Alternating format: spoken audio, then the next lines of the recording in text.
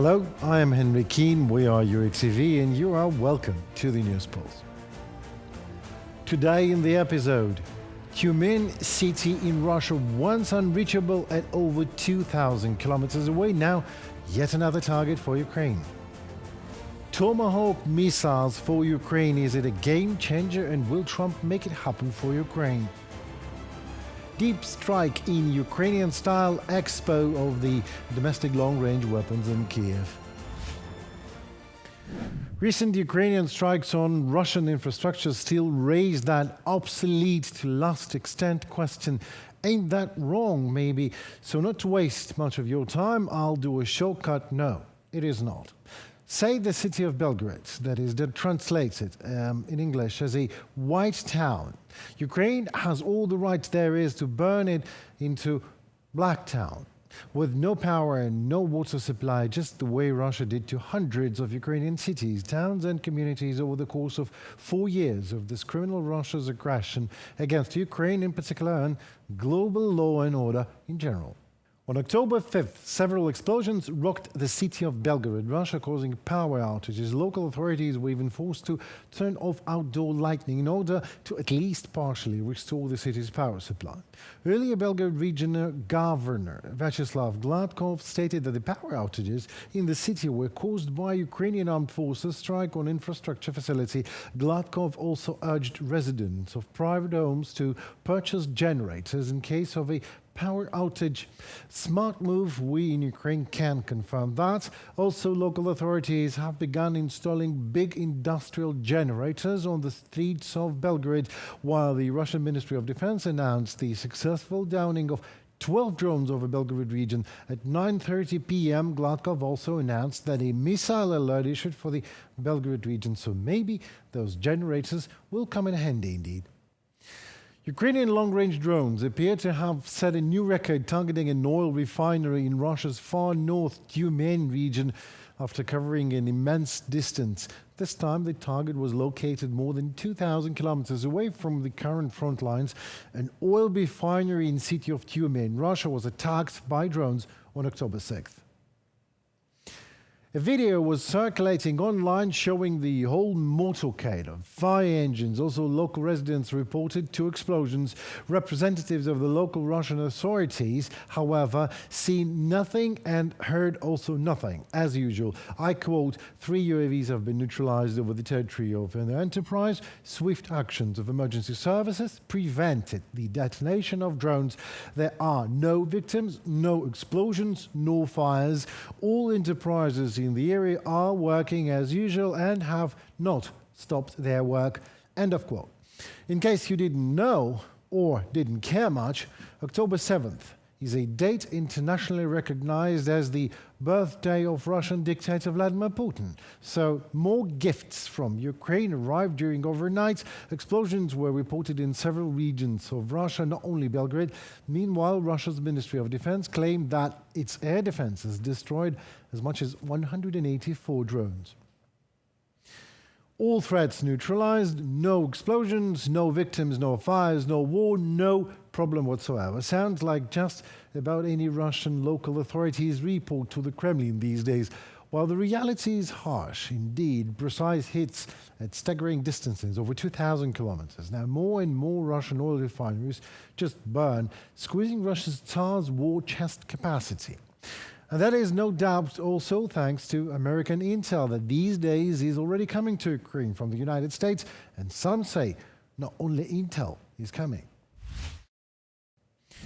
United States President Donald Trump said he has almost made up his mind on whether to supply long-range Tomahawk cruise missiles to Ukraine, but added he wants to know precisely how Kyiv intends to use them. Speaking to reporters in Washington on Monday, October 6th, Trump said his decision is largely finalized but depends on additional clarifications from the Ukrainian side. I think I want to know what they are going to do with them, where they are going to send them, Trump said. According to Reuters, I'd ask certain questions. I'm not looking to escalate this war, end of quote. When asked whether the United States would supply the missiles directly to Ukraine or sell them to NATO allies for later transfer, Trump said, I've almost made the decision. Yeah, I've sort of made a decision, pretty much. If you consider, yeah, I think I want to find out what they're doing with them. Yes. You know, where are they sending them? I guess I'd have to ask that question. Well, according to The Telegraph, Ukrainian President Volodymyr Zelensky privately appealed to Trump during a meeting on the sidelines of the UN General Assembly in New York, requesting the delivery of Tomahawks with a range of 1,200 to 2,500 kilometers. Zelensky reportedly argued that such weapons could help convince Russian dictator Putin to sit at the negotiating table. Meanwhile, the Wall Street Journal reported on October 1st that the US had already proved the sharing of intelligence with Ukraine to enable strikes on Russian energy infrastructure targets located deep within Russian territory, part of Washington's broader debate over whether to supply long-range weapons now. However, according to Reuters sources, a potential transfer of Tomahawk missiles still remains unlikely to some, as the current US stockpile is primarily reserved for the US Navy and other strategic needs. More feasible option, however, includes shorter-range systems such as more ATACMS missiles, more of them already delivered to Ukraine in 2024, which can hit targets up to 300 kilometers away. With Ukraine once again on favorable terms with the Trump administration, there is growing speculation that the embattled nation could soon receive Tomahawk cruise missiles, a development Moscow is working quite hard to prevent. According to the Institute for the Study of War, Russian dictator Putin is attempting to dissuade Washington from transferring Tomahawks to Ukraine by tying the prospect of improved US-Russia relations to American concessions over the war. Putin warned that supplying such long-range missiles to Kyiv would, I quote, Putin now damage US-Russian relations and undermine what Putin describes as a positive trend in bilateral ties. Ukraine has increased its defense industry capacity tenfold. This includes drones, missiles, and artillery, and now the time has come to launch exports of those weapons that are in a certain surplus. By the end of the year, Ukraine will open platforms for arms exports to the US, the United States, and the Middle East. Profits from the arms exports will help finance the country's defense deficit. Of course, you are welcome to take a closer look into the story. Since the start of the full-scale invasion, Ukraine has been able to turn its military-industrial complex into a powerful and flexible system, capable not only of adapting, but also of increasing production rates. Despite shelling, logistics, and funding problems, new enterprises are launching in the country, and existing ones are constantly being modernized. As Ukrainian President Volodymyr Zelensky emphasized, currently on the front, almost 40% of weapons are products created in Ukraine, and by the end of the year, the task is set to increase this indicator to 50%. Ukraine has been able to quickly and efficiently establish artillery production. This year, almost 2.5 million mortar and artillery munitions of various calibers were supplied to the front. Production of the renowned Bogdana self-propelled artillery units has been increased to 40 per month. As for drones, Ukraine has no equals in their production and use. Ukrainian strike drones, there are a lot of them. Luty, Firepoint, Shark, Bober, and others. They work, and they work very successfully. You see how we do it. Ukrainians supply the front with the necessary types of drones, and these are colossal production volumes and colossal supply volumes, from conventional FPV drones to ground robotic complexes. Moreover, Ukraine has proven its ability to develop modern missile systems. These played a key role in destroying several Russian military ships, including the Black Sea Fleet's flagship, the missile cruiser Moskva. Now, Kyiv is moving toward the next strategic phase, developing effective ballistic missiles. Volodymyr Zelensky stressed that the cost of the war for the Kremlin must become unacceptable. We have repeatedly used Neptunes, our cruise missiles, with success. There will come a time when we can effectively use our ballistic missiles as well. This is one of the key tasks for the state, all enterprises, and those responsible for Ukraine's missile program. Our own effective ballistics is one of the guarantees of security. Citing its sources, The Economist reports that Ukraine has already begun using Flamingo cruise missiles, which can fly just 50 meters above the ground. These missiles have a range exceeding 3,000 kilometers and possess immense destructive power due to a 1,150-kilogram warhead. Experts note that if Flamingo can penetrate Russian air defenses, it will elevate Ukraine's deep strike campaign to a new level of destructive capability.